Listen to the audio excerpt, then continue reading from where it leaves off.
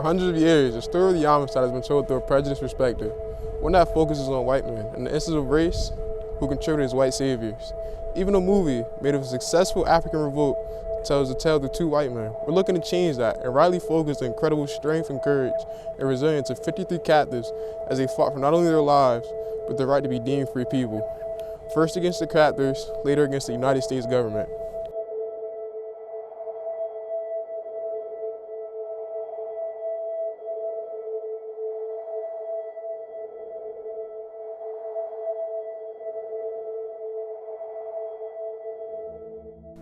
My name is Gabe Abel. I'm a student at the Salisbury School. And in my 12 and a half years, I've sat through a lot of history classes. Most of them told the same story that focuses on white men. Outside of MLK, there are no black voices in my history classes. I find it empowering to look at stories like the Amistad. It gives me a sense of belonging in history of my country. Slavery is also taught through a lens of trauma and victimhood. There's a lot of that for sure, but the narrative almost entirely misses the true story. The story of black strength and resilience. The story of black people that speaks to me is one of endurance. This year, two of my classmates, Rowan Schneider and Matt Rosado, and I are changing this. We're looking to the past with a different lens. We're excited to find stories like this, stories of badassery, like one involving 53 captives who had enough. They rose and took their freedom back. Their story is an example of utter redemption. Many of these heroes ended up back home. Think about that. From captures from the Middle Passage, to jail, to back home. This never happened, yet it did. When we heard about this, we were excited to learn more, so we watched a movie by Steven Spielberg called Amistad. We were shocked that the main characters in this film were two white dudes. Now, how are you going to take a story of black heroes and give it to two old white men? But this is typical for the whitewashed way that persistently skews history. A phrase that the winners write the history. And a lot of American history, for that reason, has been whitewashed. So it wasn't surprising to me that the Amistad Rebellion had been treated from that point of view, and that the judges and the abolitionists, the white abolitionists especially, had been made the heroes of the story. What you're about to see is our attempt to tell a story properly, centering the heroes properly, at the center of the narrative. We want to do this because the true story is not the history of great men from the top. The story is from below. We want to show the hard truth, not the story others wish is true. It is about true heroes. To learn the full story of America, you must include it all. This story starts on the northwest coast of Africa in modern-day Sierra Leone. Warrior tribes like the Mende live here. They were noted for their physical strength and incredible intelligence.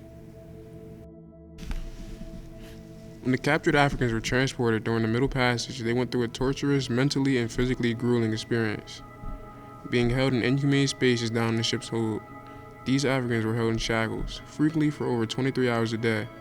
If they were lucky, they would be granted less than 1 hour outside, on the deck outside their wooden dungeon below. Their lives were consumed by the unsanitary conditions. They were kept by their own urine and excrement for over 23 hours a day in the dark, not knowing where they were heading or what they were getting into. Hopelessness was contagious among the enslaved. Most of them would never see their families ever again. Fear of what awaited them was constant. Many would have given in, gave up with the will to survive, but not these warriors. They surged from the deck below. Behind their leader, Sengbe. Cinque was really the wrong guy to be messing around with, because he was a trained warrior. That night, a discussion broke out in the hold of the ship about whether they should rise up and try to capture the Amistad. And there was some disagreement. Some people were ready to do it. Other people were worried, were unsure. The likelihood of failure was significant. But Cinque was arguing for it, and he said, look, it would be better to be dead than to be a slave. They overran the helpless crew members who couldn't believe what was taking place. They quickly took over the ship and liberated the remaining members, shackled below. Who rarely succeeded, and when they failed, they resulted in bloodbaths because the slave ship captain would torture the rebels who had risen up frequently to death. So literally the decks of those ships were awash in blood. The fact that these heroes were able to spark rebellion against the ship's crew in such gruesome and hopeless conditions was truly exceptional. Amid what seemed to be a hopeless situation rose a man by Singbe PA. The Supreme Court finally ruled in their favor, freeing them from both the physical and mental shackles that weighed them down during their long and dark journey. One of the most extraordinary things about their story is the strength that they showed in staying together and working with the white abolitionists to secure their freedom because nobody thought they would ever succeed. This is why we're telling this story. There was a light at the end, and they defied and conquered racism. After years of capture, the journey to the known, the grueling trials, the 35 of these freed heroes returned home to Sierra Leone. Even when they returned home, their journey was not over. Back home, their lives were a distant memory to the family, their friends, their tribe. Whitaker emphasized that we have made a fundamental error if we think that the history of slavery is safely in the past. And although ships like the Amistad are not at sail any longer, their impact is still shaping the scope of modern history.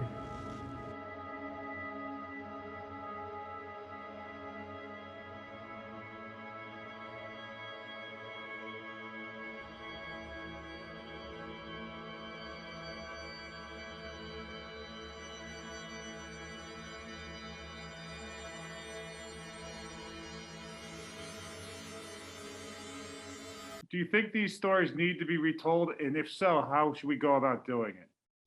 I definitely think these stories need to be retold. I think these stories help us understand what it means to be human.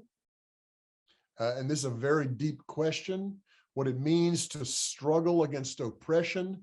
We need stories like this. You know, this is what I call history from below, the history of ordinary working people who in crucial moments rose up and changed the course of history.